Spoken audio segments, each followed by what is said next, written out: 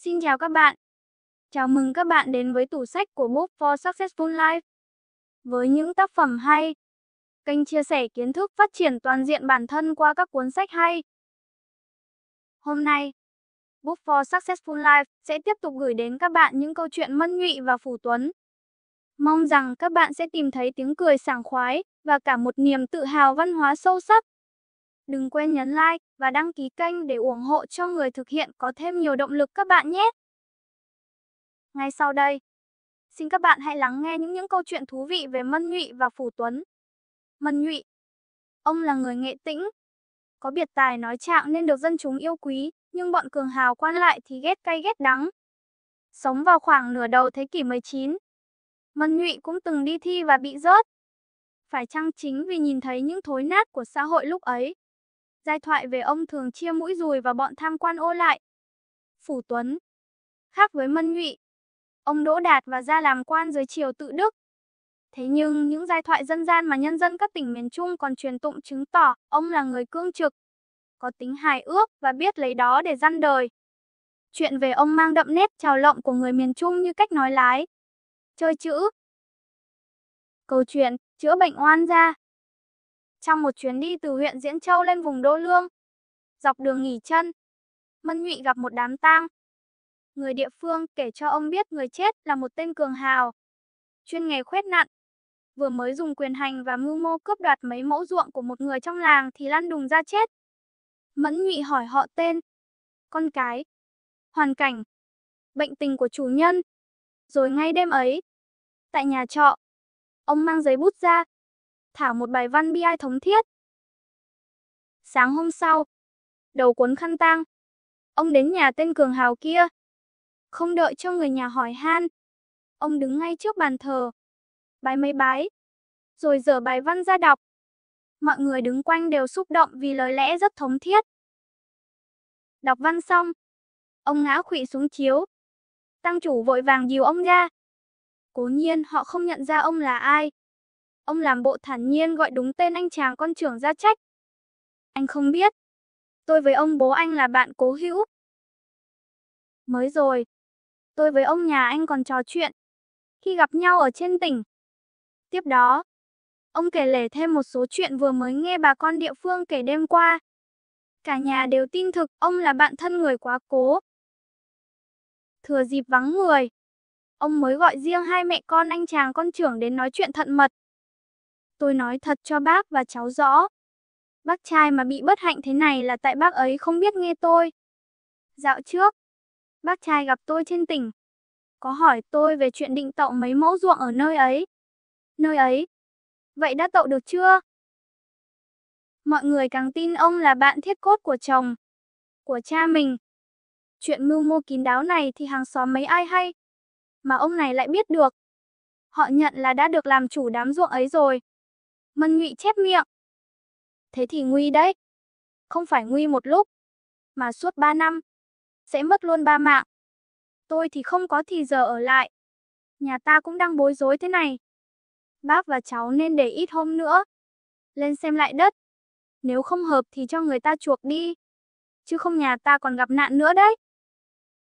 Mấy ngày sau khi Mân Nhụy cấp áo ra đi, mẹ con nhà này lập tức đi tìm người chủ cũ, thương lượng để được hoàn lại ruộng. Câu chuyện tìm vợ cho quân phủ. Có viên quan phủ chết vợ, muốn lấy vợ kế. Dựa tình quen biết, quan nhờ Mẫn Nhụy giới thiệu cho một người. Mân Nhụy nhận lời và mời quan ngày hôm sau ra chợ xem mặt. Ra đến nơi, ông bảo quan đứng xa quan sát, còn ông thì vào trò chuyện với một cô hàng vải rất thân mật. Trên đường về, quan phủ công nhận với Mẫn Nhụy rằng quả tình cô gái này thật là sắc nước hương trời. Trong bộ dạng nói năng thì cũng thanh lịch. Quan hỏi ngay tên họ tuổi tác và nhà ở của cô ta. Mân Nhụy giới thiệu rất rành mạch. 3 hôm sau, Mân Nhụy lại gặp quan. Quan cau mặt bực bội nói với ông. Sao ông lại cho tôi coi mặt cái cô ấy? Sao ạ? Tôi đã cho gia nhân đến thăm hỏi tình hình. Thì gặp lúc cô ta cho con bú. Quan phủ đáp. Vâng. Thì cô ta đã có con. Chồng cô ta vẫn ở nhà. Chứ sao? Thế thì lấy cô ta thế nào được? Bẩm quan, việc lấy hay không là quyền quan lớn chứ a. Quan lớn chỉ bảo tôi kiếm cho quan lớn người đẹp. Tôi cho cô ấy là đẹp nhất ở vùng này. Quan cũng bảo là sắc nước hương trời kia mà. Quan phủ bây giờ mới chưng hửng ra. Câu chuyện AI thua cuộc. Một lý trưởng, bạn thân của Mân Nhụy, thường tự phụ là có vợ đẹp và rất đoan trang. Ông bảo, anh con trai nào chỉ cần sờ vào vú bà xã tôi một lần, thì tôi cho hẳn một sào ruộng và một con bò. Mẫn Nhụy cười bảo ông, chắc chắn như thế không? Sau này ông không được chối nhé. Chắc chứ, quân tử nhất ngôn mà. Chiều hôm sau, Mẫn Nhụy đến nhà ông Lý. Cả hai vợ chồng ông đều ở nhà. Ông Lý đi rót nước. Bà Lý ngồi trên phản kế bên, vạch vú cho con bú. Mân Nhụy đến gần. Ông móc túi lấy 2 quả mận đỏ ra giở trước mặt cháu bé. Đây đây, của cháu đây. Đứa bé tuét miệng cười, nhả vú ra, giơ tay cầm mận. Mẫn Nhụy úp cả 2 tay mình vào vú bà Lý, nói đùa với em bé. Còn đây là của chú. Đứa bé vẫn cười toe toét, lại gật đầu nữa. Bà Lý thẹn đỏ mặt. Mẫn Nhụy cười ha hả, đến vỗ vai ông Lý. Mai tôi đến dắt bò nhé. Còn ruộng ông cho thửa nào cũng được, tùy ông chọn lấy. Câu chuyện chữ thờ táo. Vùng miền Trung ngày xưa, người dân có tục thờ chữ, nghĩa là thờ các câu chữ nho đẹp, do những người hay chữ và có hoa tay viết ra. Người học chữ nho, gọi học trò là thầy khóa. Khi ấy, Khóa Tuấn đang ở rể nhà cha vợ. Một hôm, cha vợ lập một cái bàn thờ nhỏ ở dưới bếp và nói: Nào, Khóa Tuấn học hành xưa nay, giờ viết cho thầy mấy chữ để thờ thần bếp được chớ? Được cha vợ sai thì ai dám cãi. Khóa Tuấn liền đem bút lông mực tài ra ngay và viết 2 chữ Hán đại tự, Tuấn Cao. Gặp cha vợ là người dốt chữ. Ông ta thấy con rể viết chữ đẹp thì mừng lắm và kính cẩn đem treo nó lên bàn thờ ông Táo. Một hôm có một người khách đến chơi. Ông ta thấy như vậy mới ngạc nhiên hỏi: Ủa, sao lại thờ chữ Tuấn Cao? Anh ấy đã chết đâu mà nhà bác lại thờ? Ông dì vợ hoảng hốt, kêu ngay Khóa Tuấn về la mắng. Tôi tưởng anh học hành đàng hoàng, vậy mà anh lại dám bỡn cợt viết tên anh cho tôi thờ. Thật là quá đáng. Tuấn gãi đầu, lễ phép thưa: Thưa thầy, ai nói dứa là họ chẳng hiểu gì về chữ thánh hiền. Con viết theo ý thầy đó mà. Anh nói đúng ý tôi. Vậy tôi bảo anh viết chữ để thờ thần bếp hay là thờ tên người viết? Dạ, tại thầy chưa hiểu thôi, chứ con viết 2 chữ Tuấn Cao có nghĩa là Táo Quân là không sai đâu ạ. Bếp thì thờ ông Táo Quân chớ còn thờ ai phải không thầy? Cha vợ của Khóa Tuấn nghe vậy đành chịu chàng rể. Câu chuyện nhận hối lộ.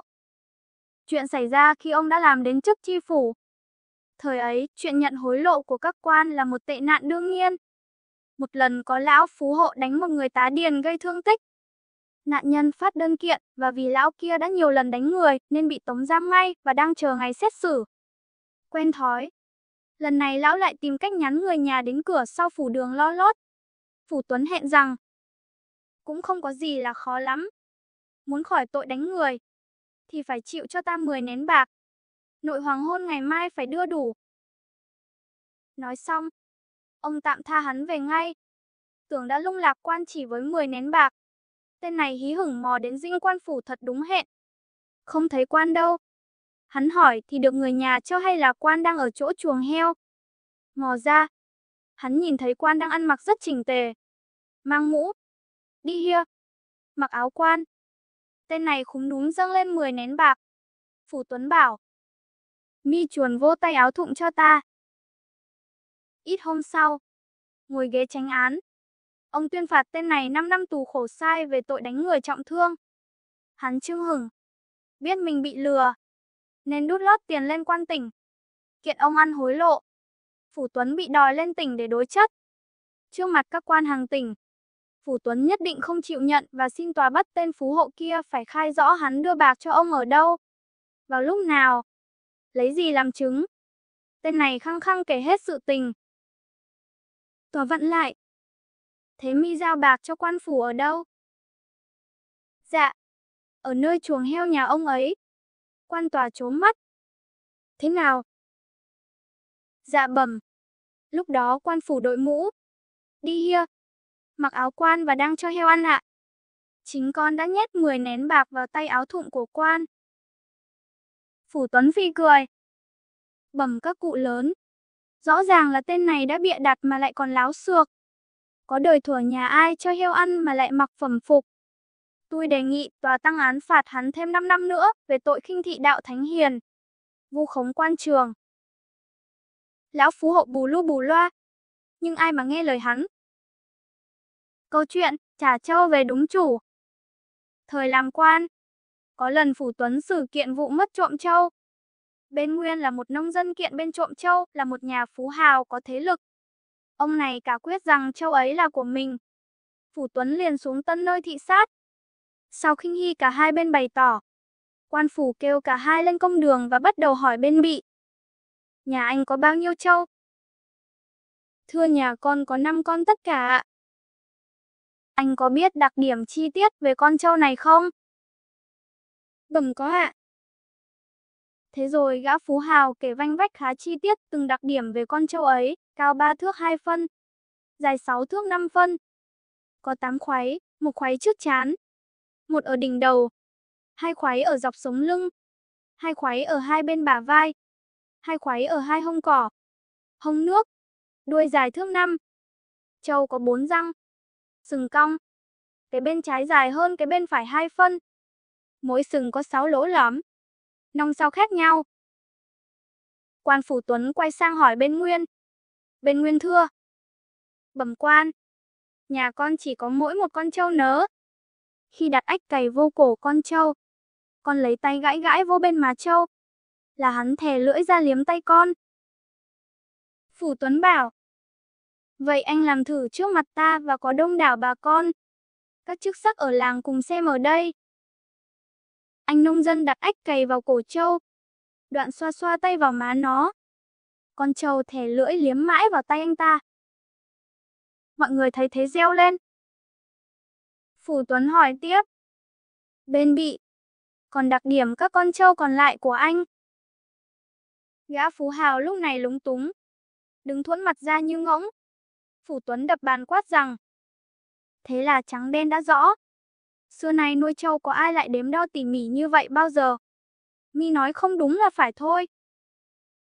Vậy là kẻ trộm trâu phải đành nhận tội. Câu chuyện xiển bột. Chuyện kể rằng, xiển bột bắt được một con cò đem về nuôi. Thằng con lão nhà giàu trong làng trông thấy thích lắm. Đòi bố mua cho bằng được. Lão nhà giàu cũng chiều ý con đến gặp xiển. Xiển đòi 5 quan. Lão mắng. Tao nghe đồn mày thông minh. Sao một con cò mà mày đòi những 5 quan? Xiển trả lời. Cò tôi quý lắm. Nó biết nói đấy. Lão không tin. Bảo chỉ có kẻ dại mới nói vậy. Xiển cam đoan là thất. Lão bảo. Mày hỏi nó. Nó nói được thì tao trả cho 5 quan. Bằng không thì tao bắt lấy cò. Xiển lấy tiền trước. Rồi ghé sát vào tai cò. Hỏi. Cò ơi, mi có biết nói không? Và bóp vào cổ cò một cái cực mạnh. Cò đau quá kêu có một tiếng. Xiển reo lên. Đó, thấy không? Thế là lão nhà giàu chịu mất 5 quan tiền lấy một con cò ốm. Câu chuyện, xiển làm nhà. Xiển nghe nói vùng Yên Lược thuộc huyện Thọ Xuân. Gần rừng núi còn có nhiều đất tốt chưa khai phá. Xiển liền đem cả gia đình di cư từ quê nhà lên đấy ở. Ở đâu cũng có bọn cường hào. Theo lệ làng mới, xiển phải mất một bữa rượu xin làng cho chú ngụ. Và lại phải có một mâm trầu rượu lần nữa, xin làng một mảnh đất lấy chỗ dựng túp lều làm nơi ăn ở. Lý trưởng đánh trống họp làng. Nhưng thực ra làng chỉ là bọn chức sắc, cường hào mà thôi. Thấy họ hay hạch sách, xiển căm lắm. Lần thứ 2 mang trầu rượu gia đình, xiển gãi đầu gãi tai thưa. Dạ chính các cụ, con mới đến đây. Ơn nhờ các cụ cho ở để hầu hạ các cụ, nhưng chưa có nhà cửa gì cả. nên muốn xin miếng đất đầu làng chó ỉa nhờ các cụ xét cho. Lý trưởng thấy rượu thì tít mắt lại, liền nói: tưởng gì chứ miếng đất chó ỉa đầu làng ấy thì được. Nào xin mời các cụ nâng chén đi thôi. Câu chuyện Xiển chúc Tết. Vì là dân ngụ cư nên Xiển bị các vị chức sắc đầu làng luôn luôn hạch sách. Tết đến, Xiển được sai đi mời phường chèo về hát cho dân làng mừng xuân. Xiển nói với đám phường hát cho lên hát câu đầu để chúc Tết các cụ chức sắc trong làng. Trống vừa điểm thì thùng, Xiển liền bước ra hát một chúc Tết các cụ. Trên bãi mía, dưới bãi dâu, xin chúc các cụ đầu làng mỗi người một bãi. Dân làng reo hò vang dậy tán thưởng. Chỉ các cụ đầu làng tuy ức mà đành phải gõ trống khen hay. Câu chuyện đổi bò gầy lấy bò béo. Làng Yên Lược có một miếu văn chỉ lộ thiên thờ Khổng Tử. Trâu bò trong làng thả ăn cỏ gần đấy, thường kéo vào phóng uế ra cả bệ thờ. Bọn lý trưởng, Cường Hào thấy không tiện, bèn họp làng giao cho Xiển phải trông nom, rào rậu lại, và đặt lệ hễ bò nhà ai vào làng sẽ bắt làm thịt, chia phần. Lệ làng đặt ra, các nhà có bò đều dặn con cháu hoặc người ở hết sức giữ gìn. Xiển có một con bò ốm, gầy như cái mo khô cứ cho ăn gần đấy. Một hôm, Xiển để bò vào khu văn chỉ, và cố ý cho dân làng biết. Đang thèm thịt bò, bọn lý trưởng, Cường Hào lập tức cho người bắt bò làm thịt. Xiển nói: lệ làng đặt ra, tôi không dám kêu ca gì cả. Chỉ xin làng nhớ cho từ nay trở đi bất cứ bò nhà ai, hễ vào văn chỉ là bắt làm thịt tuốt. Sau đó ít lâu, Xiển mua mấy cỗ bài tam cúc, chia cho bọn trẻ chăn bò và rủ chúng tìm chỗ đất khô ráo, phẳng phịu ngồi đánh. Bọn trẻ thích quá, súng nhau chúi mũi vào đánh bài chẳng chú ý gì đến bò nữa. Xiển lùa tất cả đàn bò ăn lại gần khu văn chỉ, rồi mở cổng ra. Thấy cỏ bên trong xanh tốt, một con vào, hai con vào, ba con vào. Thế là những con khác cũng chen nhau vào theo. Xiển đóng cổng lại rồi chạy về gọi dân làng ra bắt bò, bắt được hơn 100 con. Phần nhiều là của bọn Lý Hương, Cường Hào giàu có trong làng. Còn những nhà vào bậc trung thì mỗi nhà chỉ có một con mà thôi. Chúng bàn nhau: thôi lần này, gần như cả làng ta đều phạm lệ làng. Không lẽ ta đem làm thịt tất cả thì lấy bò đâu cày ruộng? Vậy thì xin xí xóa. Xiển nhất định không nghe, lấy cớ rằng lần trước làng đã ăn thịt bò của mình rồi. Nay làng tự ý bỏ lệ, Xiển sẽ kiện lên quan. Sợ Xiển làm to chuyện, chúng bàn nhau đền cho Xiển một con bò, rồi bổ các nhà có bò bị bắt chia nhau chịu tiền. Xiển nhất định không nghe, nói: chỉ có hai cách, một là đem làm thịt tuốt, hai là đem chia đều cho dân làng, mỗi nhà một con. Bọn Hương Lý, Cường Hào bàn với nhau mãi, cuối cùng phải bằng lòng với cách thứ hai. Vì chia như vậy thì chúng còn được mỗi nhà một con, chứ đem làm thịt thì mất cả. Thế là, không những Xiển đã đánh đổi được một con bò gầy lấy con bò béo, mà những nhà nghèo trong làng cũng được mỗi nhà một con. Chỉ có bọn chức sắc tham ăn bò của Xiển là thiệt mà thôi. Câu chuyện làm ma mẹ. Năm ấy mẹ Xiển Bột qua đời. Bọn chức dịch trong làng nhân đó bắt Xiển Bột phải làm ma cúng mẹ để làng kéo đến ăn.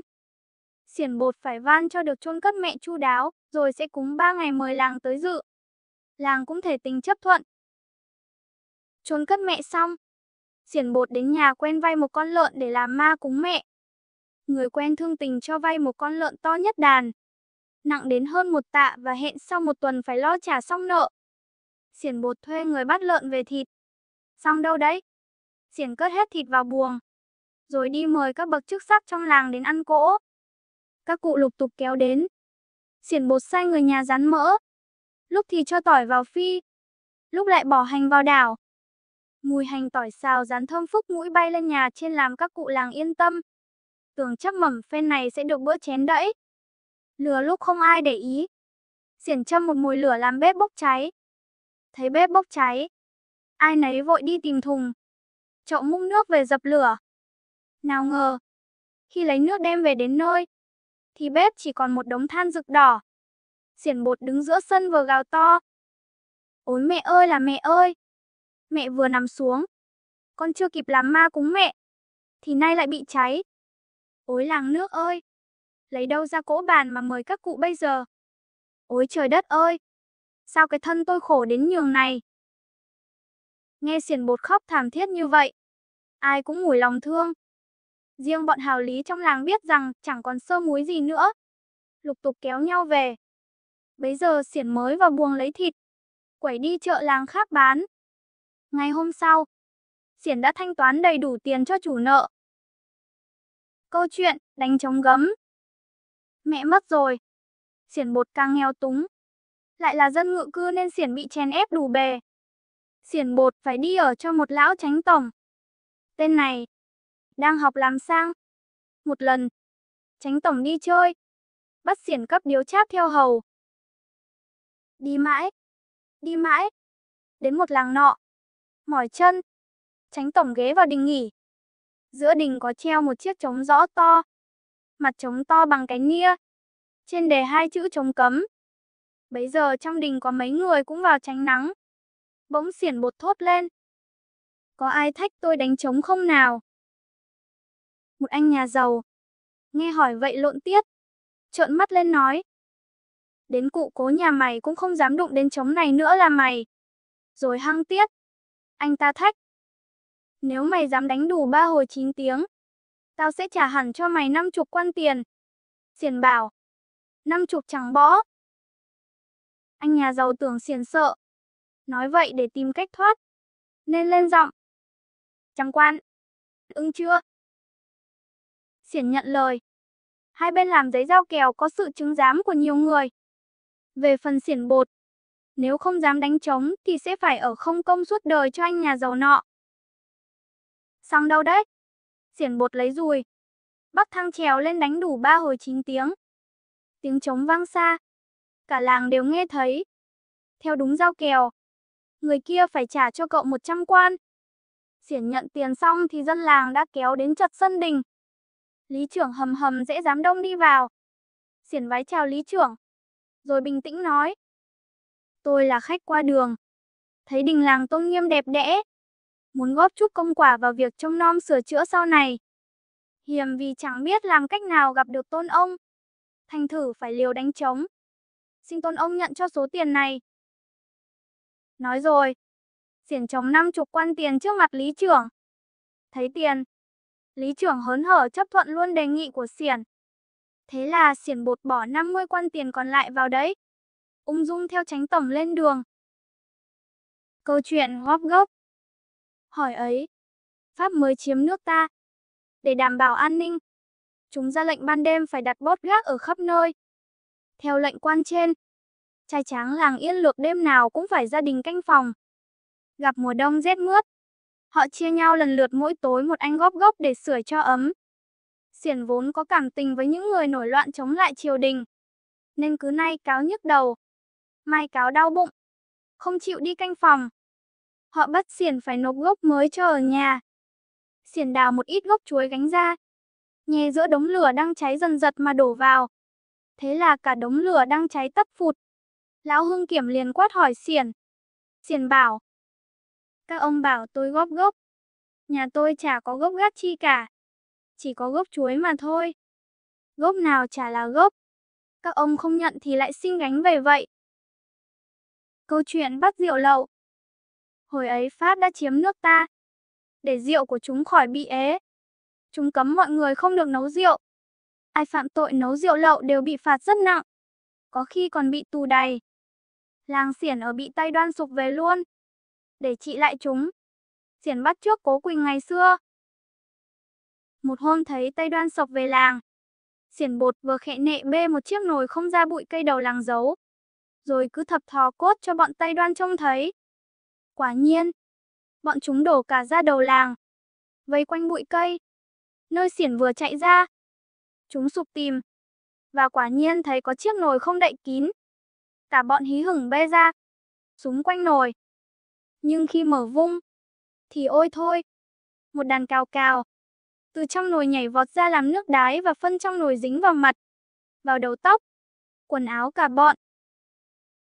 Từ đấy, đám Tây Đoan cạch không dám về làng của xiển nữa. Câu chuyện chữa bệnh cho nhà giàu. Một nhà giàu nọ, hàng ngày ăn thịt cá quá nhiều nên sinh ra chứng đầy bụng. Lúc nào bụng cũng ì ạch. Hắn nghe nói thầy thuốc xiển chữa bệnh như thần, nên đến xin thuốc. Xiển nói, bữa ông ăn được mấy bát? Thưa thầy, chỉ được 2 bát. Ngày ông ăn 5 hay 6 bữa? Thưa, chỉ có 5 bữa. Có ăn được thịt gà, thịt bò không? Thưa được, nhưng ăn không thấy ngon. Thôi được rồi, ông về đi rồi sáng mai đem tiền đến lấy thuốc. 3 quan, uống 10 ngày.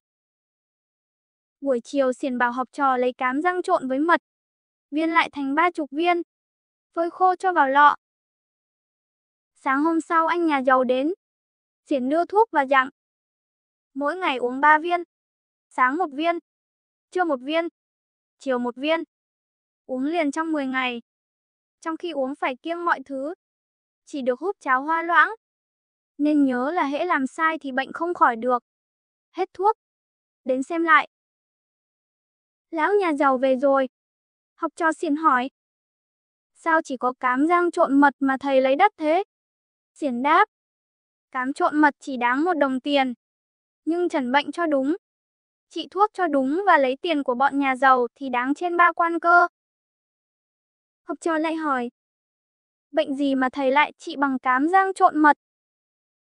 Xiển trả lời, bọn người giàu họ ăn nhiều, làm ít nên sinh đầy bụng. Chỉ cần nhịn đói húp cháo loãng 10 ngày là khỏi. Cám rang trộn mật chỉ là thuốc tâm lý thôi. Sau 10 ngày, quả nhiên lão nhà giàu đến khai đã hết bệnh. Thèm ăn lắm rồi và cứ khen mãi thuốc của thầy hay. Câu chuyện Phật cũng có đôi. Làng xiển ở có 2 ngôi chùa thờ Phật. Dân làng đến cúng bái, đốt vàng mã. Thật 10 phần mê tín. Xiển chẳng ưng chút nào. Gần đến ngày mùng 8 tháng 4, đêm đến xiển lén bê tượng chùa nọ sang chùa kia, ghép lại thành từng đôi, một ông Phật, một bà Phật, lại gài vào tay tượng một bản hôn thú nữa. Hôm sau, dân làng ra lễ thấy thế tức lắm, làm đơn kiện lên quan. Quan xem tang vật là tờ hôn thú biết là chữ xiển, liền gọi lên hỏi, sao ngươi dám nhạo báng cả thần Phật thế? Ngươi có biết thế là phải tội không? Xiển lễ phép thưa, bẩm quan, muôn vật trên đời đều phải có đôi mới tồn tại được. Nếu không như thế thì làm sao có Phật ra đời ngày 8 tháng 4? Bởi con nghĩ thế nên mới ghép đôi Phật ông, Phật bà cho hợp với lẽ trời ạ. Quan nghe xiển nói có lý thật nên chỉ trách mắng qua loa rồi cho về. Câu chuyện bỡn lý trưởng. Ở làng Long Kinh, huyện Thiệu Hóa có tên lý trưởng tính tình keo kiệt, gian tham. Trước y cũng có đi thi vài khóa, nhưng trong bụng chả được mấy chữ nên đều trượt vỏ chuối. Về làng, nhờ thế cha y chạy được chân lý trưởng. Y lấy cô vợ trẻ, con chánh tổng, nên chiều chuộng hết sức và nổi tiếng sợ vợ. Một lần vợ ốm mấy ngày liền không khỏi, y phải đến xiển xin thuốc. Nghe y kể bệnh, xiển biết vợ y bị cảm hàn không có gì nặng, nhưng biết y nịnh vợ và keo kiệt nên xiển bảo, bệnh bà như ông kể, khéo không nguy mất. Y mếu máo, lạy cụ cố sức cứu cho, cần thuốc gì tôi xin chạy lo đủ. Xiển vừa ngần ngại mãi mới nói, thế thì thế này, vị thuốc chữa được bệnh của bà Lý thực tình, tôi chỉ còn đủ cho 3 thang thuốc. Nó quý lắm. Ai xin, tôi cũng không cho. Bây giờ ông cũng là người có chữ nghĩa. Tôi ra cho ông một vế đối. Nếu ông đối được, tôi sẽ cố chữa cho bà Lý. Còn nếu ông không đổi được ấy là tại cái số bà. Lý trưởng làng Long Kinh sợ hãi nói, bẩm cụ, chữ nghĩa tôi được mấy hột mà cứu bệnh như cứu hỏa. Xin cụ xá cho. Xiển đáp, vậy là bà Lý đã đến số. Thôi, ông về đi. Lý trưởng vội nói, cụ đã dạy, tôi xin vâng. Xin cụ ra vế đối đi. Xiển đọc, quyền rơm dạ đá long linh địa. Lý trưởng biết xiển nói xỏ mình, nhưng đành phải nghĩ cách đối lại. Ngồi nghĩ từ sớm đến trưa mới đối được. Đít nhớt đầu chày Thiệu Hóa Thiên. Xiển thấy câu đối chỉnh và đúng với hoàn cảnh, anh lý trưởng nên bảo. Anh đối hay lắm. Số vợ anh chưa chết đâu.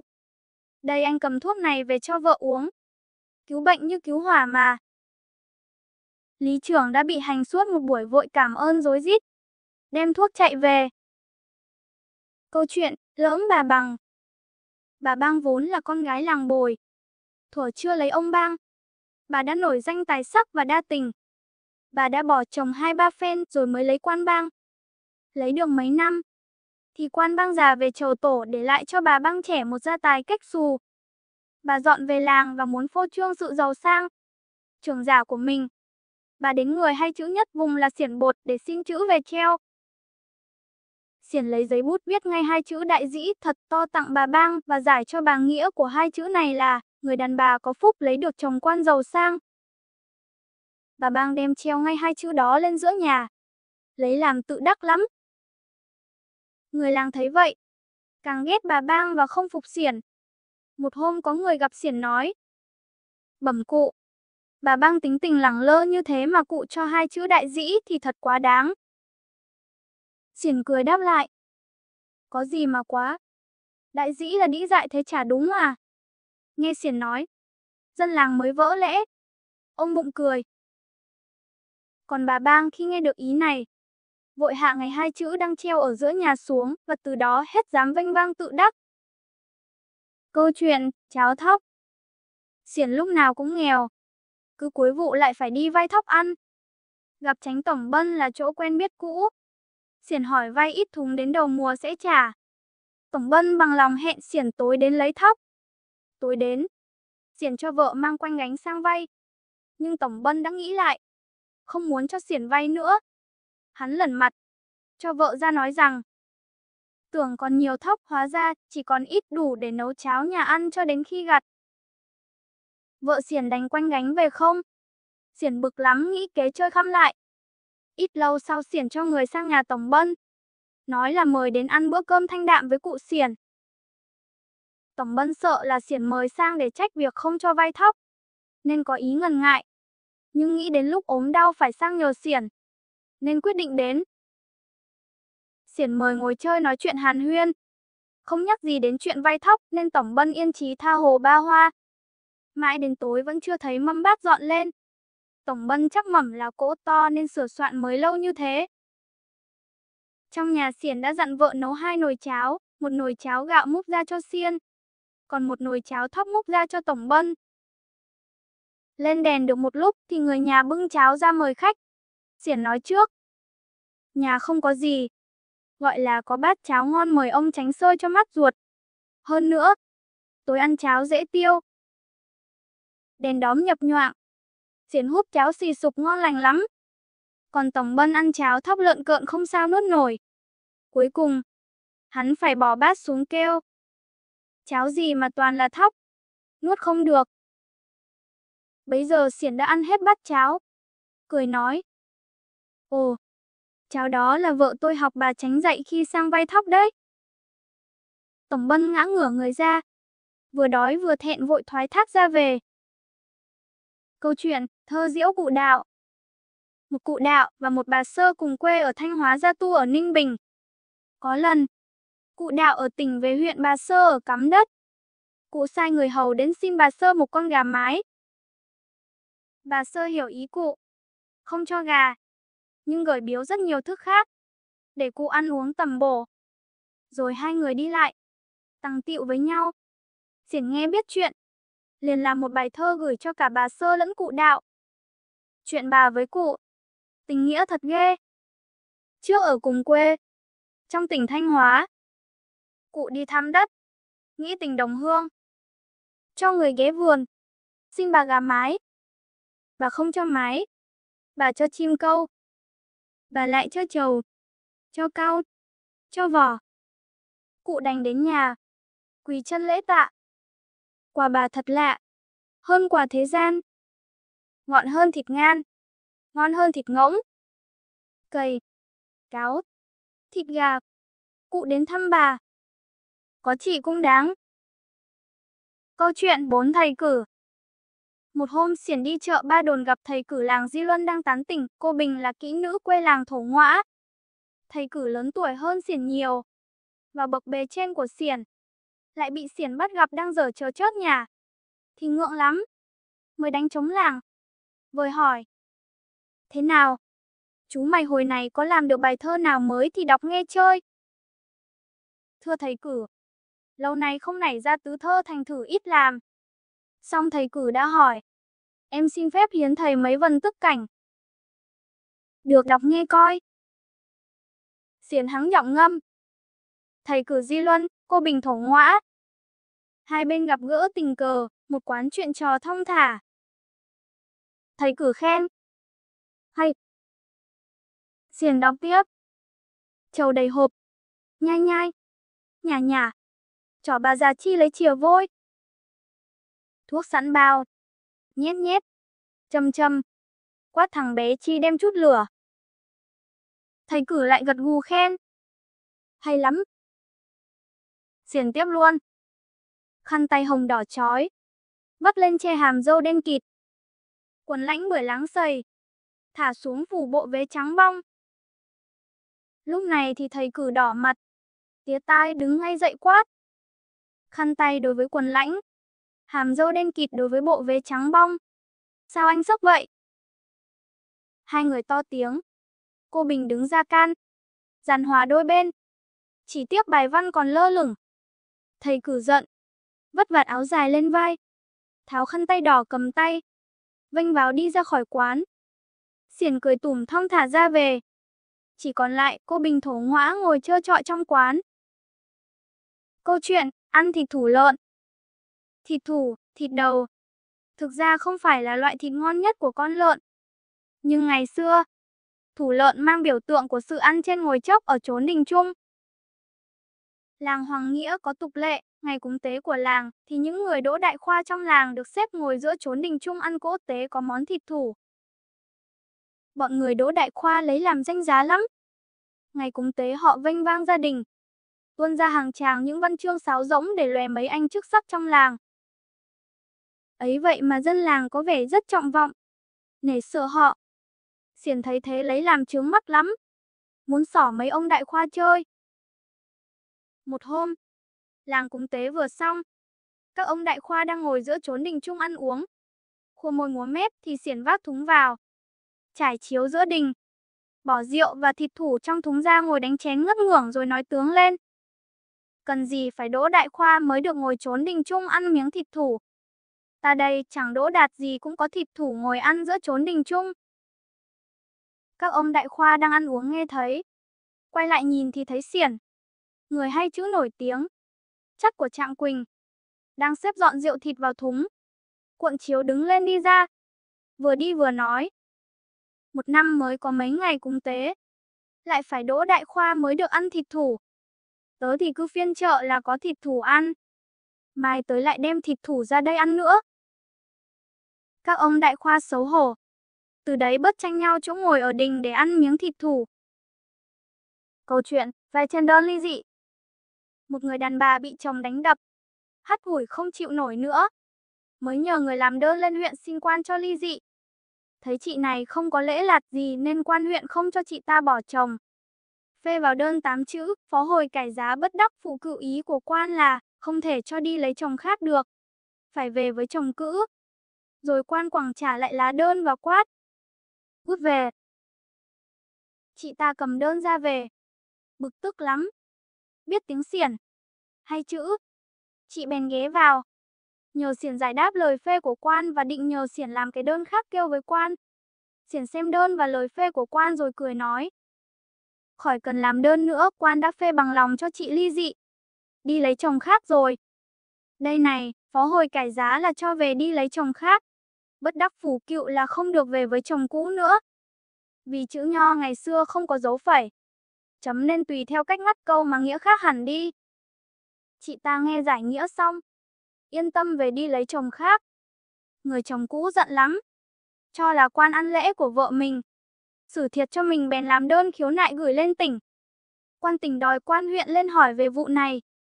Quan huyện thưa có nhận được đơn ly dị của vợ anh này, nhưng đã xử không cho ly dị, buộc phải về với chồng cũ. Quan tỉnh liền cho gọi chị vợ tới hỏi. Chị đưa cái đơn có lời phê của quan huyện ra và nói cụ Xiển có giải nghĩa cho như vậy. Như vậy. Bấy giờ quan huyện mới vỡ lẽ là lời phê của mình không rõ, có thể hiểu theo hai nghĩa khác nhau. Quan tỉnh nhân cơ hội này hạch tội quan huyện đòi vi thiềng. Thế là quan huyện phải bỏ nhiều tiền bạc đã vơ vét của dân đút lót quan tỉnh để giữ được các chức tri huyện.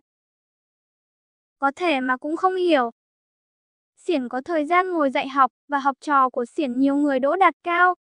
Có một anh học trò của Xiển ở làng bên đỗ tú tài, rồi học trường hậu bổ ra làm quan. Anh về làng mổ lợn ăn khao. Mời cả thầy đồ Xiển tới để tạ ơn dạy dỗ. Xiển đến mừng học trò. Cơm rượu say sưa rồi mới viết tặng một bức chướng đề 4 chữ thượng đẳng tối linh, chữ nho có nghĩa là bậc trên anh linh nhất. Quan Tân Khoa lấy làm hãnh diện lắm. Treo ngay lên giữa nhà. Một bữa, bạn bè quan đến chơi.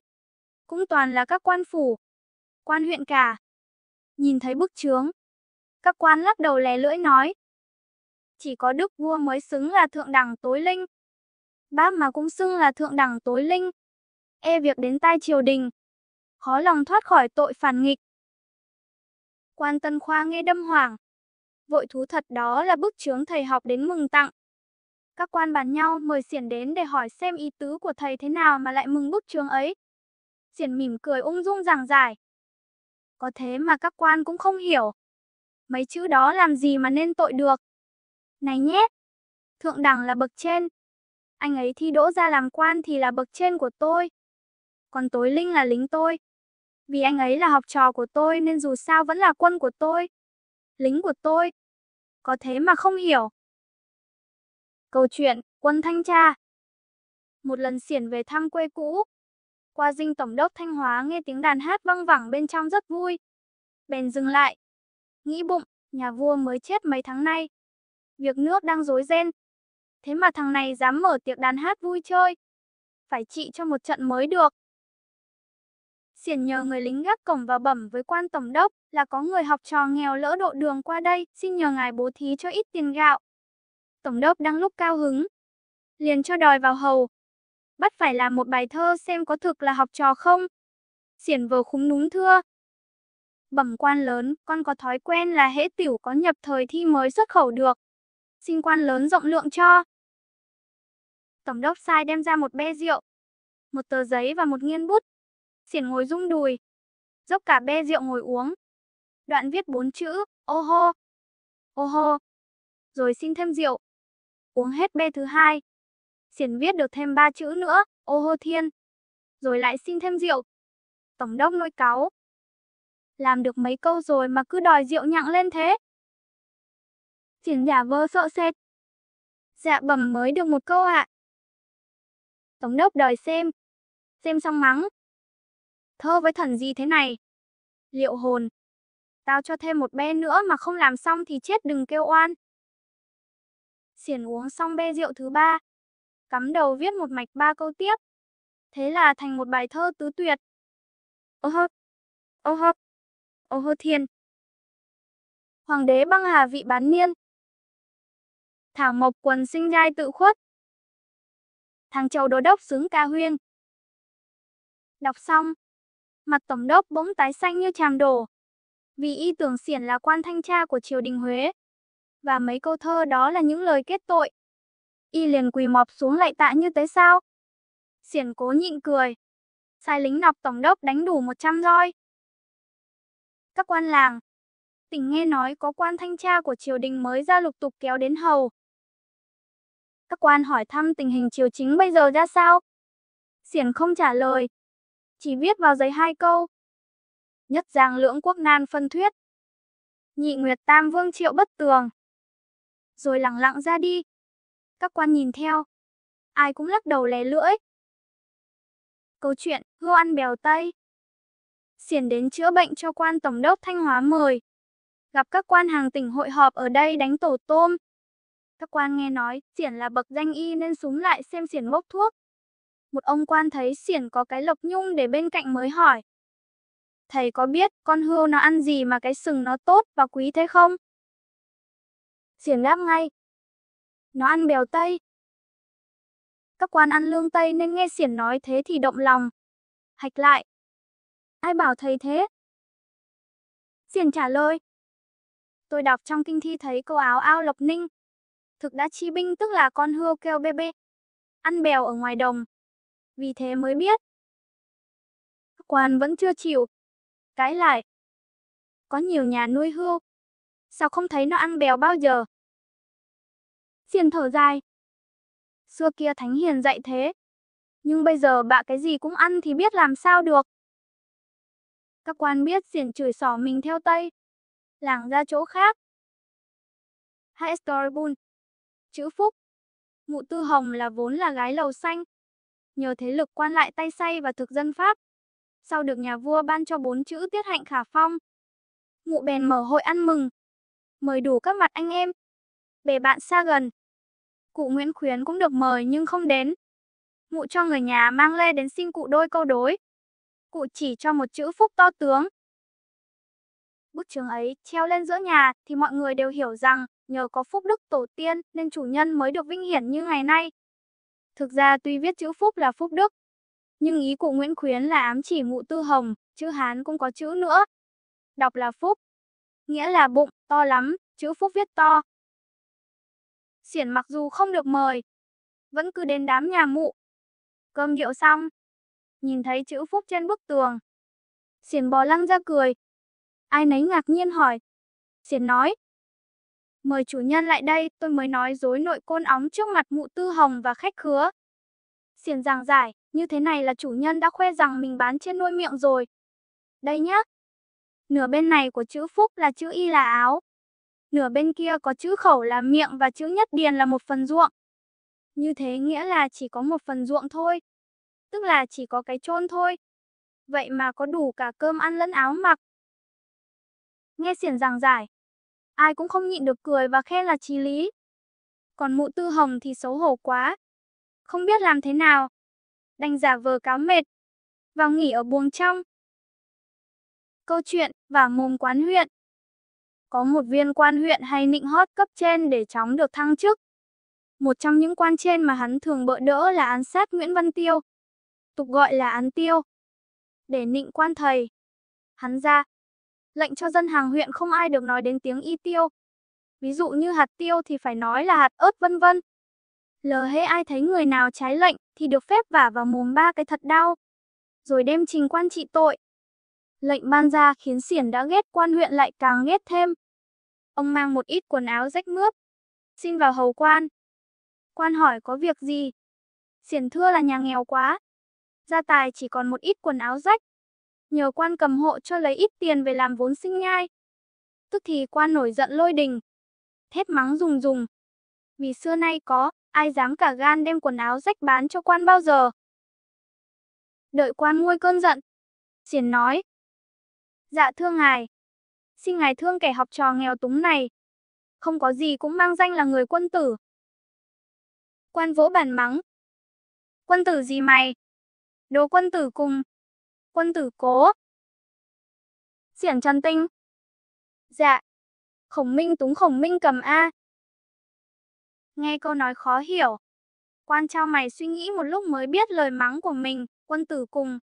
Quân tử cổ với lời trần tình của Xiển, Khổng Minh túng Khổng Minh cầm đã làm thành một câu đối hay tuyệt. Quan phục tài Xiển. Thưởng cho quan tiền. Nhưng lại chọn thứ tiền chôn giấu lâu ngày dưới đất bị han gì hết cả. Xiển đỡ lấy quan tiền. Cầm lấy một đồng dằn mạnh xuống đất. Tiếng kêu nghe cành cạch rồi nói. Bẩm quan. Tiền không ớt được ạ. Quan vô tình mắng. Mày điên à? Tiền này mà không tiêu được ư? Chỉ chờ có thế. Xiển liền vả cho quan 3 cái vào mồm như trời giáng. Quan hệ lính bắt trói. Xiển ngăn lại nói. Chắc ngài vẫn chưa quên cái lệnh kiêng tên húy của quan án do ngài mới ban ra. Tôi làm như vậy cũng chỉ là thi hành cái lệnh của ngài mà thôi. Quan sợ bọn lính biết chuyện thì mình thêm xấu hổ. Liền đuổi Xiển ra ngoài.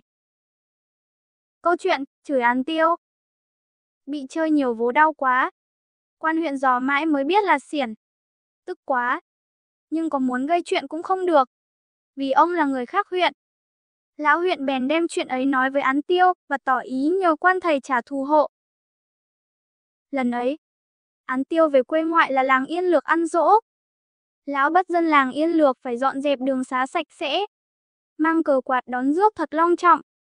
Sáng sớm mai Án Tiêu mới về, thì chiều nay đường làng đã được quét sạch như chùi.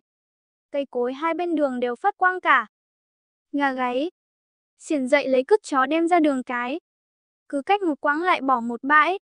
Bãi nào cũng cắm một quả ớt lớn, Thanh Hóa gọi ớt là hạt tiêu. Sáng ra, khi mọi người kính cẩn đón dưới Án Tiêu, xiển vác cờ đi trước. Cứ hễ trông thấy bãi cứt nào có cắm quả hạt tiêu, là ông chửi, tổ cha đứa nào ỉa ra tiêu. Án Tiêu nằm trong cáng nghe, biết là xiển chửi mình, nhưng không đủ lý lẽ để bắt bẻ. Đành gọi bọn Lý Hương lại của trách không đôn đốc dân phu quét dọn đường xá cho sạch sẽ và bảo chúng truyền lệnh rằng quan án trong người khó ở. Mọi người không được to tiếng, ồn ào. Câu chuyện hút thuốc lá. Quan phủ khiếu mời xiển đến chữa bệnh cho người nhà. Xiển vừa đến nơi, quan vồn vã: "Mời cụ ngồi hút thuốc." Xiển nghĩ bụng hôm nay quan tử tế gớm nhỉ. Rồi xiển đếp sập gụ ngồi với các bạn của quan.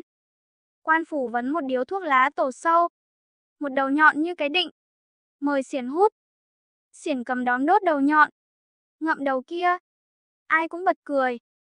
Quan bảo: "Sao cụ lại hút đầu ấy? Phải đầu này mới được." Xiển giả vơ: "Chết nỗi. Lầm. Vâng. Hút đầu này mà chậm đóm đầu khi thì nó tắt khiếu lại phải không?" Quan phủ khiếu biết xiển xỏ mình nhưng lờ đi. Bài thơ hay. Một hôm, nhân có quan phó sứ Sơn Phòng đến chơi. Quan huyện ngâm một câu đối, rồi hỏi thầy đồ: "Ta ngâm có hay không?" Thầy đồ trả lời: "Dạ, bẩm quan lớn hay lắm ạ." Quan phó sứ Sơn Phòng cũng gật đầu tỏ vẻ đồng tình. Bỗng đầy tớ chạy vào bẩm rằng có người muốn vào gặp quan huyện. Quan huyện tưởng là bạn đến chơi, nhưng trông ra thấy không phải. Liền cau mặt nói với tên đầy tớ: "Mày ra hỏi xem họ cần gì." Bẩm quan lớn, người ấy xưng là học trò ạ. Đang lúc say sưa bình văn, nên quan huyện đồng ý cho người học trò vào. Người học trò lễ phép thưa: "Bẩm cụ lớn, con là học trò nghèo. Lỡ độ đường nhân đi qua đây xin vào mừng cụ lớn." Quan huyện tưởng người học trò chỉ vào kiếm bữa chén nên gật đầu. Thầy đồ vốn hay nịnh vội xen vào: "Anh có hay chữ lắm không?" "Dạ bẩm, con cũng biết tí chút." Thầy đồ nịnh quan huyện: "Bẩm quan, xin quan cho anh ta làm một bài thờ mừng." Quan gật đầu, sai đầy tớ làm cơm rượu, lấy giấy bút cho người học trò làm thơ. Anh học trò cầm bút, nhưng cứ ngồi thừ ra chứ không viết lách gì cả. Giữa lúc ấy, đầy tớ lại vào trình quan có khách. Quan huyện, quan phó sứ Sơn Phòng. Thầy đồ đi ra để người học trò ngồi một mình. Ngồi một lúc, người học trò cúi xuống viết lia lịa. Viết xong anh ta gấp tờ giấy hồng điều lại làm 4. Đút dưới đít mâm rượu rồi nói với đầy tớ: "Anh bẩm với quan, tôi xin ra ngoài một chút, chốc tôi vào." Khi quan huyện, quan phó sứ Sơn Phòng, thầy đồ vào thì chỉ thấy có mâm rượu. Quan phó sứ Sơn Phong nói: "Chắc tay này dốt, làm không nổi thơ. Lủi rồi, không bỏ lỡ cơ hội." Thầy đồ nhìn quan huyện nịnh, làm sao hắn dám múa rìu qua mắt thợ. Còn quan huyện thì cười khẩy tỏ vẻ đồng tình với cả hai lời nhận xét ấy. Rồi quan huyện sai đầy tớ dọn cơm rượu xuống nhà dưới. Đầy tớ vừa bưng mâm lên, một tờ giấy rơi xuống chiếu. Quan huyện dở ra đọc, tờ giấy có 4 câu thơ rằng: "Cha chỉ huyện Yên Dũng, con huyện hào cai tổng, phó sơn buông nước hóng." Thầy đồ lay cột cổng. Đọc xong mặt quan đỏ như gấc. Quan sai lính tìm bắt người học trò làm bài thơ này. Nhưng người học trò đã đi xa. Người học trò ấy chính là xiển. Câu chuyện chơi xỏ quân huyện Hoàng Hóa. Quan huyện Trấn Nhậm ở Hoàng Hóa là người Quảng Nam, nổi tiếng gian ác, tham lam. Khi về Hoàng Hóa nhậm chức, y treo ngay đôi liễn đối sơn son thép vàng. Một bên là ngũ hành chính khí và bên kia nhất Lộ Phúc Tinh có ý tự đề cao mình mang khí thiêng núi ngũ hành và chỉ có một con đường làm phúc cho thiên hạ. Xiển biết chuyện, bèn lừa lúc quan đi vắng, đến viết thêm vào đôi câu đố. Hôm quan về thấy đôi câu đối của mình bị sửa thành mắt trắng dã, môi thâm xì, dám tự chiếm ngũ hành chính khí. Gặm như sâu, khoét như mọt, cả gan đến nhất Lộ Phúc Tinh. Đọc xong mặt tái nhợt, quan gọi lính hỏi. Đứa nào chữa câu đối này? Bẩm quan, người viết tiêm vào hai câu ấy là quan. Dạ quan ấy nói là bạn của quan ạ. Quan xưng danh là gì? Dạ, quan Xiển ạ. Lính vừa nói xong bị quan nọc ra đánh 100 roi. Vừa đánh quan vừa nói. Quan Xiển. Quan huyện biết là Xiển chửi, nhưng không làm gì được đánh chút nỗi giận lên đầu tên lính hầu. Sau lần Xiển đổi liễn đối, quan liền đốt ngay liễn đối ấy đi và treo vào một bài thơ sướng họa. Y rất hài lòng về bài thơ đó, bởi trong bài thơ, Y tự đề cao có nhân đức đối với dân. Bài thơ 16 năm trời ở với dân, một lòng nhân đức chẳng sai phân. Nào ai có việc quan đòi hỏi, cứ việc tường khai chẳng ngại ngần. Nhưng bài thơ đó treo chưa được bao lâu, Xiển lại biết, và đợi quan đi vắng, Xiển đến họa lại như sau. 16 năm ở với dân, một lòng bạc ác chẳng sai phân. Nào ai có việc quan đòi hỏi, tiền bạc vô quan chẳng kể ngần. Lần này quan lại chút nỗi giận lên đầu tên lính hầu, và từ đấy quan huyện không dám treo liễn đối, thơ sướng họa nữa. Câu chuyện đối. Một lần sinh nhật, quan phủ thọ đều bày vẽ ăn uống linh đình, mời các quan bạn bè xa gần đến chè chén. Trời mưa có đất chịu, mọi khoản tốn kém quan đều đổ lên đầu dân. Một lần, vào ngày sinh nhật quan phủ, các quan bạn đang nâng chén chúc quan trường thọ thì Xiển đến. Thấy Xiển ăn mặc lôi thôi lếch thếch, quan phủ sai lính ra đuôi. Xiển vội vàng bỏ khăn gói, quỳ xuống lạy ba lạy. Thưa, bẩm quan, con là học trò đi thi. Quan đây con được biết hôm nay là ngày sinh nhật của quan, nên xin vào chúc mừng quan thượng thọ rồi con đi ạ. Nghe Xiển nó, quan nguôi giận, bảo. Được, học trò thì ta tha, nhưng ta ra cho một vế đối. Không đối được ta sẽ đánh đòn. Nói đoạn, quan phủ thọ nhìn hai quan bạn có ý mời ra vế đối. Một quan rung đùi đọc dõng dạc. Ba quan ngồi uống rượu.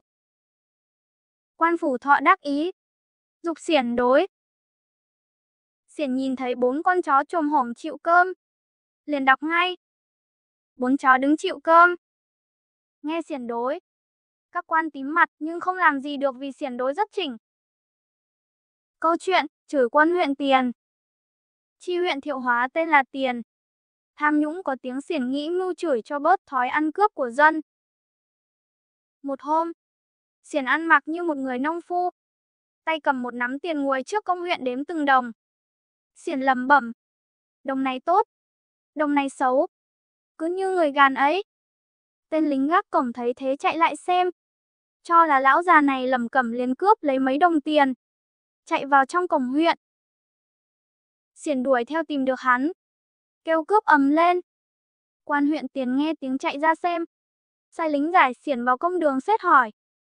Xiển vừa ấp úng, hết chỉ vào quan, lại chỉ vào lính rồi vào mình và nói. Bẩm quan quân ăn cướp, tôi đang đếm tiền, thì bẩm quan lính thấy tiền là cướp. Chao ôi, thấy tiền là thấy ăn cướp, tiền mà cha thằng ăn cướp. Huyện Tiền biết ngay là gặp phải tay Xiển nên vội đánh trống lảng, quát tháo ầm ĩ, bắt tên lính phải trả Xiển mấy đồng tiền đã cướp rồi ra lệnh lôi Xiển ra khỏi huyện đường. Vừa đi ra, Xiển vừa ngoái lại chửi. Tiền thấy tiền là thấy cướp, mà cha thằng ăn cướp tiền. Câu chuyện, câu đối tiễn quân. Quan phủ thọ được thăng chức, sắp lên đường nhậm chức mới, nên mời Xiển và một số quan bạn đến uống rượu chia tay. Trong bữa tiệc, Quan Phủ Thọ dương dương tự đắc khoe với mọi người bước đường hoạn lộ của mình, luôn luôn được quan trên cất nhắc. Nhân lúc vui, Xiển xin phép được tặng quan một cầu đối để ghi công đức ngài trong thời gian trị nhậm phủ nhà. Ý Xiển được mọi người tán thưởng. Xiển liền hắng giọng đọc ngay, phi đội chơi tê. Vi phủ liễu, vi học chánh, vi đường quan chủ khảo cách tự Trung Sơn. Đọc đến đây Xiển dừng lại. Mọi người chờ Xiển đọc tiếp. Nhưng Xiển nói vế thứ hai dành hôm quan lên đường đọc mới có ý nghĩa. Mấy ngày sau gia đình Quan Phủ Thọ chuyển hết gia tài xuống thuyền. Khi thuyền sắp nhổ sào rời bến, Xiển mới tất tả chạy đến. Thấy Xiển, Quan Phủ Thọ vỗ vai nói: "Ông còn nợ tôi vế đối đấy nhá." "Dạ bẩm quan, tôi xin trả." Xiển hắng giọng, đọc oang oang: "Phi Ôn Hoàng, phi Dịch Lệ, phi Thần Khí Ma Vương, Cô Châu Tống Hải." Xiển đọc xong, mặt quan tím như cục tiết gà. Quan vội vàng quát lính nhổ sào tách thẳng. Câu chuyện, chửi Chi huyện Thạch. Chi huyện Thạch nổi tiếng gian ác và hợm hĩnh. Một hôm Chi huyện đi qua đò Thạch, đang ngồi chờ đò ở bờ. Thấy một chàng trẻ tuổi đang nghịch bước dưới bến làm nước bắn cả vào người quan. Quan liền sai lính bắt lên hỏi: "Mày lớn đầu thế mà còn nghịch ngợm, làm bắn cả nước lên người quan." Chàng trẻ tuổi, chính là Xiển, thưa: "Bẩm quan, con là học trò, chờ qua đòi mới xuống rửa chân." Quan huyện thấy anh học trò ăn nói lưu loát, phong thái đàng hoàng thì nạt: "Nếu là học trò thì ta cho một câu đối. Đối được thì tha, không thì phải đánh đòn." Rồi quan đọc: "Quan huyện Thạch qua bến đò Thạch." Xiển vò đầu vò tai ra vẻ suy nghĩ rồi xin phép đối. Con chó vàng ăn cục cứt vàng. Quan huyện tím mặt, đành tha Xiển cho đi. Câu chuyện, mượn nón dứa của quân. Quan huyện vốn keo kiệt, nhưng lại muốn con hay chữ nên mời bằng được Xiển đến dạy học. Xiển không muốn dạy, nhưng lệnh quan khó lẽ chối từ.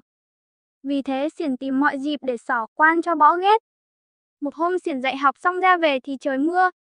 Xiển vào hỏi mượn quan cái nói dứa. Quan tiếc nón, nhưng lại nổ thầy dạy học nên đành đưa cho mượn và dặn: "Thầy dùng xong, cất đi cẩn thận rồi đem trả tôi nhé." Bữa sau đến dạy học, Xiển vào cảm ơn quan huyện cho mượn nón, rồi mở cháp lấy cái nón dứa gấp nhỏ lại đưa ra trả. Quan huyện xót ruột nói: "Trời ơi, thầy gấp thế hỏng hết nón của tôi rồi." Xiển khoan thai đáp: "Thì hôm trước quan trả dặn tôi về phải cất cẩn thận đem trả quan là gì." Câu chuyện, Chi huyện Thằng. Chi huyện Lê Kim Thằng tính hống hách, đi đến đâu cũng bắt dân chúng đón rước, phục dịch rất là phiến nhiễu. Hôm đó, Chi huyện đến làng Xiển Bột. Xiển Bột chạy về nhà, lấy áo thun đỏ của cố nội mặc vào, rồi chạy lăng xăng quanh chỗ đón quan. Thấy ngộ nghĩnh, quan huyện sai lính bắt lại hỏi, mới biết đấy là cậu học trò làng Hoàng Bột, tên Xiển. Vì cậu là học trò quan bắt cậu làm câu đối. Nhân thấy cậu mặc áo đỏ, quan đọc: "Áo đỏ phết cứt trâu."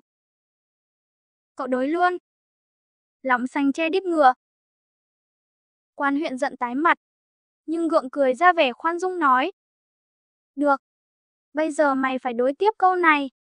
Ngừng một lát, thấy tóc Xiển Bột huê huê đỏ. Quan đọc: "Học trò là học trò con. Tóc đỏ như son là con học trò." Xiển Bột ứng khẩu ngay. Chi huyện là Chi huyện Thằng. Miệng nói lằng nhằng là thằng Chi huyện. Huyện Thằng uất đến nghẹn họng. Nhưng vì Xiển đối rất chỉnh không bắt bẻ vào đâu được, đành nín lặng.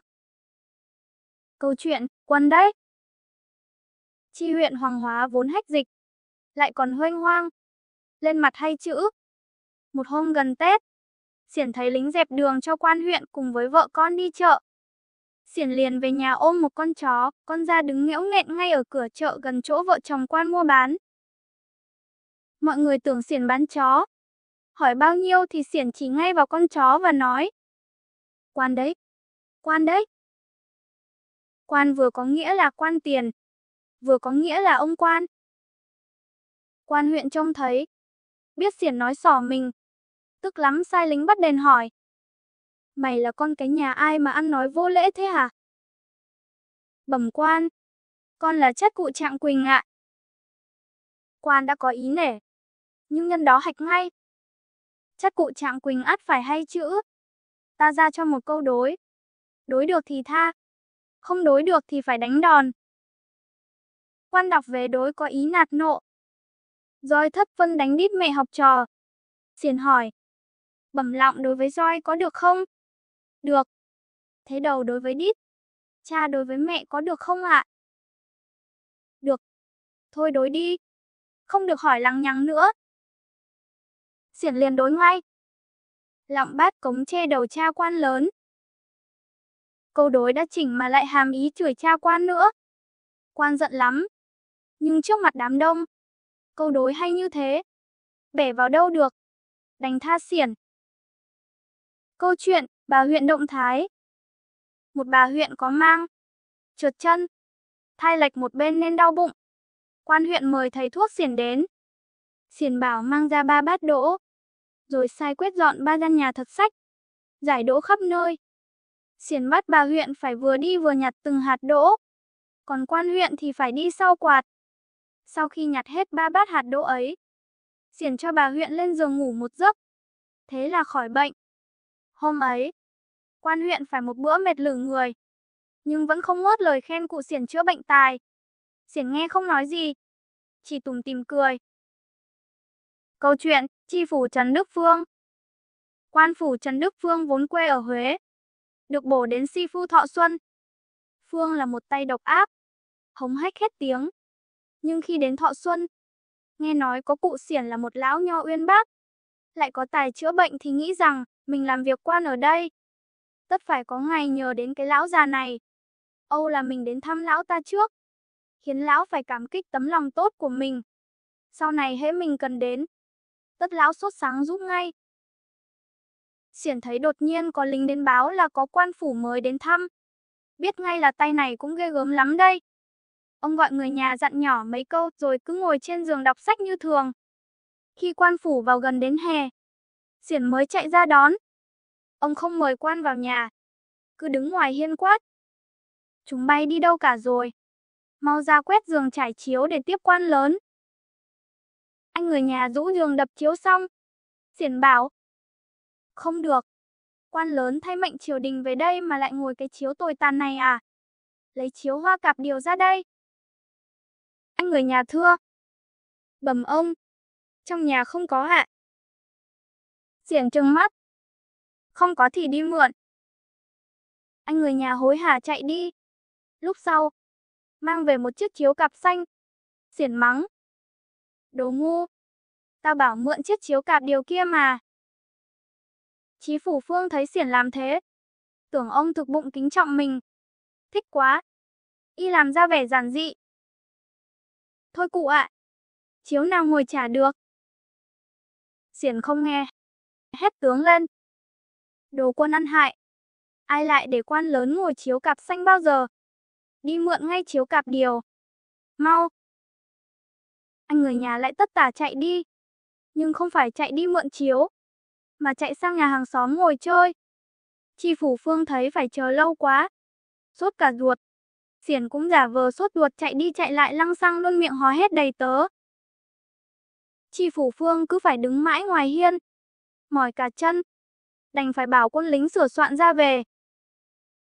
Câu chuyện, nghênh tiếp quân tổng đốc. Có một người thuở thiếu thời vốn là bạn học với xiển. Về sau, người này ra làm quan, nịnh trên giỏi, dần dần leo lên đến chức tổng đốc. Một hôm đi chơi xa về qua làng Yên Lược, gặp trời mưa. Quan tổng đốc mới hỏi thăm vào nhà xiển để trú mưa. Nghe tin y sắp vào tới ngõ nhà mình, xiển vội khoác tới nón, chạy ra vái dài một cái và nói. Bẩm quan lớn, ngài không cho biết trước, thành ra chưa sửa soạn kịp các thứ để nghênh tiếp ngài. Xin ngài đại xá cho và chờ con đi sửa soạn các thứ vậy. Quan tổng đốc chưa kịp trả lời, xiển đã chạy vụt đi. Nhìn vào cửa nhà xiển, thấy đóng kín mít, gọi mãi chẳng ai thưa. Y đành phải ngồi trên cáng chịu trận mưa rào. Mưa lại mỗi lúc một to. Quan cùng lính không biết làm sao. Ở lại cũng khổ mà đi cũng khổ. Hồi lâu, thấy Xiển đội một cái hương án lù lù về, đặt xuống trước mặt quan. Xiển cứ để tơi nón, quỳ xuống vái quan tổng đốc rồi kính cẩn nói: "Xin kính mời quan lớn quá bộ vào nhà." Quan tổng đốc đã ướt như chuột lột, nước lạnh ngấm vào người, run lên cầm cập. Thay quần áo xong, sưởi lửa một lát quan mới hoàn hồn. Bèn tỏ ý trách Xiển là chỗ bạn bè với nhau, sao khéo vẽ chuyện nghênh tiếp chi cho phiền. Xiển vẫn khúm núm: "Dạ, lạy quan lớn, cổ nhân có câu nhất tự cách trùng, kể chi chuyện bạn bè hồi nhỏ. Bấy giờ, ngài là bậc đại quan, con là kẻ dân quê, lẽ nào lại dám không nghênh tiếp quan cho đúng lễ."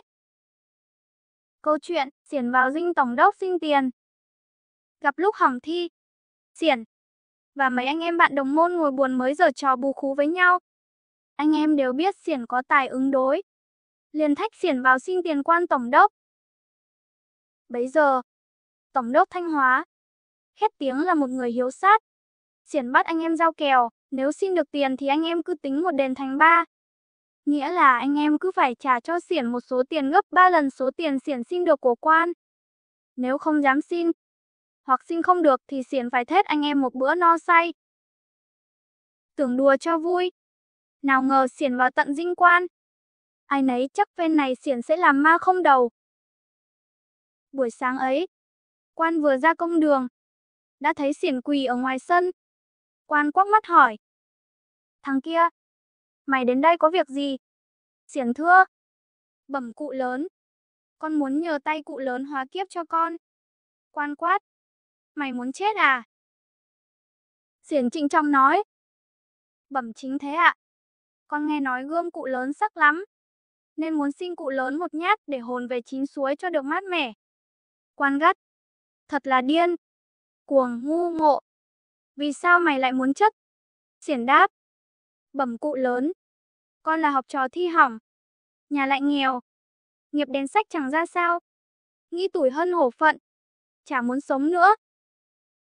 Quan thấy Xiển dáng người nho nhã, lại đối đáp đâu ra đấy một cách bình tĩnh, liền bảo: "Nếu học trò giỏi mà thi hỏng thì cũng còn độ khẩu một bài thơ lấy đề là điên, cuồng, ngu, ngộ ta xem." Xiển vâng lời, ứng khẩu đọc một hơn. Mỗi câu đều có một trong 4 chữ của đầu đề: "Cao tổ điên hào kiệt, võ đế ngộ thần tiên, tăng điểm cuồng thiên địa, nhan tử ngu thánh hiền." Nghe xong, quan biết Xiển có ý xỏ ngọt mình, song thấy Xiển là kẻ xuất khẩu thành chương, kinh điển lầu lầu, văn thơ hàm xúc, tỏ ra là người học thức rộng, có khí phách, liền thưởng cho 30 quan tiền bảo lui về.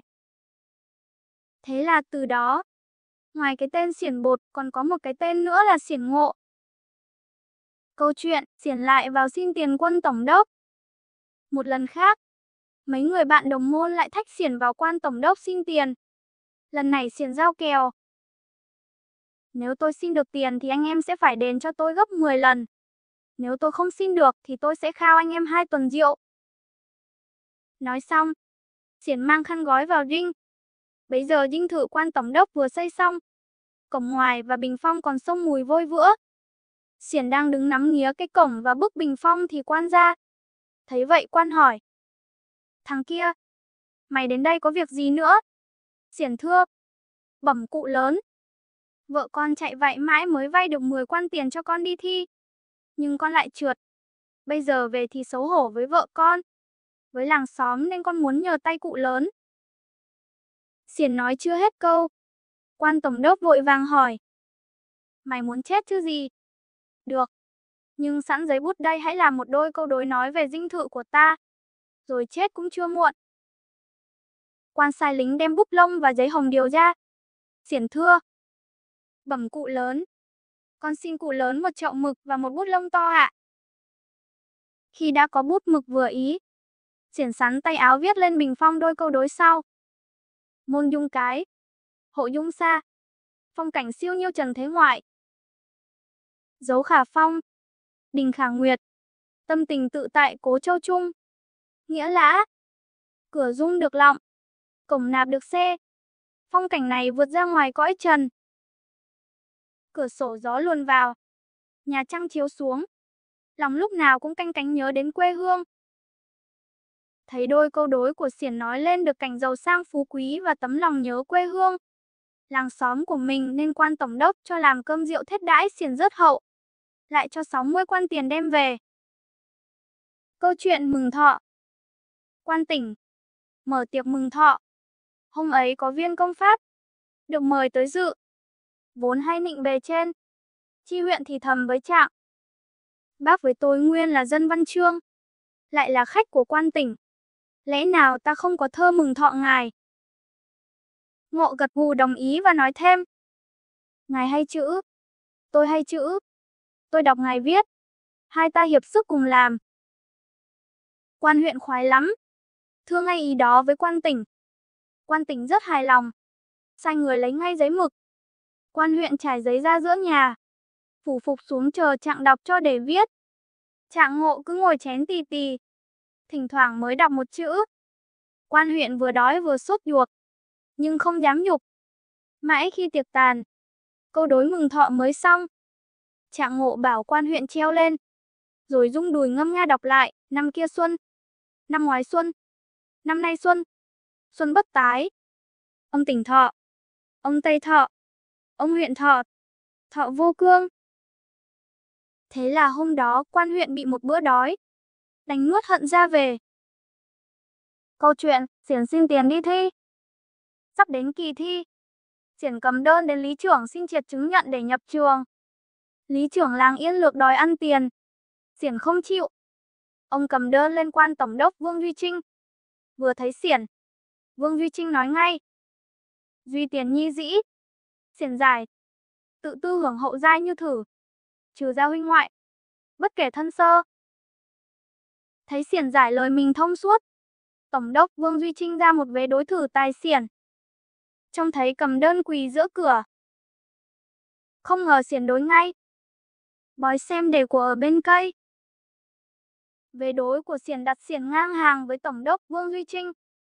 Vương Duy Trinh biết Xiển ngạc mạn nhưng đành phải nói: mày thông minh nhưng sắc sược lắm. Câu chuyện lời chối của cụ Cố. Tiếng đồn Trạng Ngộ là chất nội của Trạng Quỳnh đến tai vua. Nhân chuyến tuần vu ra Bắc, đi qua tỉnh Thanh, vua đòi Trạng Ngộ đến hầu. Vua bắt ông phải kể lại tất cả hành trạng của cụ Cố Trạng Quỳnh, nào là thuở bé học hành ra sao, thi cử như thế nào, đỗ trạng năm nào, mất năm bao nhiêu tuổi, khi mất có gặp mặt đầy đủ con cháu không, vân vân. Cuối cùng, vì muốn biết ý nguyện của Trạng Quỳnh trước khi chết, vua hỏi: trước khi chết, cụ Quỳnh có trăn trối điều chi không? Tâu chúa thượng: có ạ. Ông trả lời: vậy người hãy kể cho ta nghe. Bẩm chúa thượng, Trạng Ngộ ngập ngừng: ngươi cứ nói. Bẩm con không dám. Vua gặng hỏi đến 5-6 lần mà Trạng Ngộ vẫn không chịu nói. Cuối cùng, vua nghiêm nét mặt, bảo: ta ra lệnh cho nhà người phải nói. Trạng Ngộ bắt đầu kể. Biết thế nào cũng bị chúa Trịnh đầu độc. Lần ấy cụ Cố nhà con đã dặn dò người nhà cẩn thận rồi mới ra đi. Khi người trở về, cả nhà đau xót xung quanh. Ông nội con hỏi Cố có điều gì trăn trối lại không? Cố chỉ lặng thinh. Ông con khóc lóc, van vỉ. Gặng mãi thì Cố nội con đang lầm lì bỗng nổi khùng quát: mà mẹ chúng bay. Hỏi chi hỏi lắm dứa. Thế rồi Cố con ngừng thở. Vua biết bị chửi nhưng đành ngậm miệng. Chữ lễ. Hoàng hậu ốm thập tử nhất sinh. Vua gọi Xiển vào chữa bệnh. Xiển kê đơn một vị rễ cây mà chính tay nhà vua phải thân hành đi đào lấy, đem về sắc cho hoàng hậu uống. Xiển đưa vua đi lấy rễ cây. Vua đi trước, Xiển theo sau. Trên đường đi, người nào gặp vua cũng kính cẩn vái chào, nhưng nhà vua không hề đáp lại. Đến lúc nhìn thấy một chú bé con từ xa đi lại, Xiển bèn chạy vượt lên trước nhà vua và cúi chào chú bé trước. Vua lấy làm lạ hỏi: Xiển thưa, thần phải chào chú bé kia trước để thiên hạ khỏi chê là lão già kia mà không biết chữ lễ bằng thằng nhỏ. Câu chuyện Sở Cậy. Tứ Bàng. Lúc tuổi đã cao, Vì không có con cái nên Xiển muốn xây cái sinh phần bèn mời xóm giềng đến. Biếu mỗi nhà một quan tiền và ngỏ ý nhờ họ lo liệu giúp. Sinh phần xây xong, Xiển bảo trồng chung quanh 4 cây bàng, một cây sở, một cây cậy. Mọi người đều không hiểu tại sao. Có người đánh bạo hỏi Xiển. Ông nói, tứ bàng sở cậy là khi tôi sống, 4 bên láng giềng nhờ tôi bốc thuốc chữa bệnh, dạy dỗ con cái. Còn sở cậy tứ bàng là khi tôi quy tiên, tôi phải cậy nhờ lại xóm giềng lo liệu, chôn cất. Nghe Xiển nói vậy, ai nấy đều khôn xiết cảm động. Câu chuyện Tử chứng nan y. Trạng Ngộ ngày càng nổi tiếng trong nghề làm thuốc. Ông được vua vời vào cung và phong cho làm quan ngự y. Một hôm, vua đang dự cuộc đàn hát với các cung phi. Quan ngự y hớt hơ hớt hải chạy vào. Vua giật mình, hồi hộp, hỏi. Có việc gì mà quan ngự y hốt hoảng vậy? Ông quỳ xuống tâu. Muôn tâu thánh thượng, kẻ hạ thần này vừa đi dạo ngoài phố. Bỗng nghe thiên hạ kháo nhau rằng thánh thượng bị bệnh tứ chứng nan y. Kẻ hạ thần vội vã về đây. Tâu thánh thượng, giữ gìn long thể là trách nhiệm của kẻ bề tôi. Vua xua tay bảo. Trẫm vẫn an khang. Nào có bệnh gì đâu. Chính khanh cũng thấy đấy. Trẫm đang ca hát cùng các cung phi của trẫm. Nhưng tứ chứng nan y là bệnh gì vậy? Thưa hoàng thượng, đó là què đua, câm điếc. Ồ, thế thì càng không đúng. Ta vẫn đi lại trong cung, vẫn nhìn thấy khanh và vẫn nghe khanh nói đấy thôi. Vâng. Quan ngự y trả lời, quả đúng như lời thánh thượng ban. Song ngẫm cho kỹ thì dân hàng phố nói cũng chẳng sai. Cớ sao vậy? Quan Như. Cớ sao vậy? Quan ngự y nói cho ta nghe. Bấy giờ, quan ngự y Trạng Ngộ mới trình bày. Bởi vì quanh năm thánh thượng không ra khỏi cung, cho nên thiên hạ tưởng thánh thượng bị què. Nước đang mất mà thánh thượng vẫn ung dung đàn hát, nên thiên hạ tưởng thánh thượng đuôi. Muôn dân căm thù giặc, vùng lên chống lại chúng mà thánh thượng vẫn lặng im, nên thiên hạ tưởng thánh thượng câm. Thần dân lên tiếng đòi đánh giặc mà thánh thượng điềm nhiên ký hòa ước, nên thiên hạ tưởng thánh thượng điếc. Thế thì lời thiên hạ đâu có sai. Nghe xong, vua không nói gì, lặng lặng quay vào hậu cung. Câu chuyện đề của. Lúc Xiển đã già, biết mình chẳng sống được bao lâu nữa. Một hôm Xiển gọi học trò bảo lấy 4 cái lọ đựng đầu cứt đái, rồi gắn kỹ nắp lại chôn ở 4 góc vườn. Ít lâu sau Xiển mất.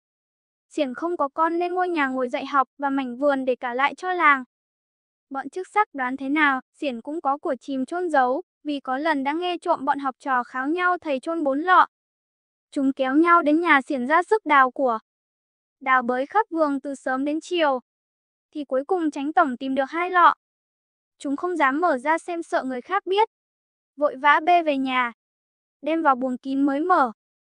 Lọ đất nung non, lại chôn lâu ngày dưới đất nên vừa cạy mấy cái đã vỡ toác ra. Mùi cứt đái xông lên nồng nặc. Chúng đi dò nhau mới biết tất cả đều bị Xiển lừa. Vừa mất cả ngày đào bới, lại vừa bị xú uế khắp nhà. Cả bọn tức nghẹn cổ. Chúng xỉa xói nhau. Tham chơi lắm vào. Tham chơi lắm vào. Các bạn thân mến, Book for Successful Life vừa gửi đến các bạn nội dung của phần 3 các câu chuyện Trạng Quỳnh, chuyện Tràng Lợn. Xin hẹn gặp lại các bạn ở những câu chuyện tiếp theo. Đừng quên nhấn like và đăng ký kênh để nhận thêm nhiều cuốn sách, câu chuyện hay. Xin chào các bạn.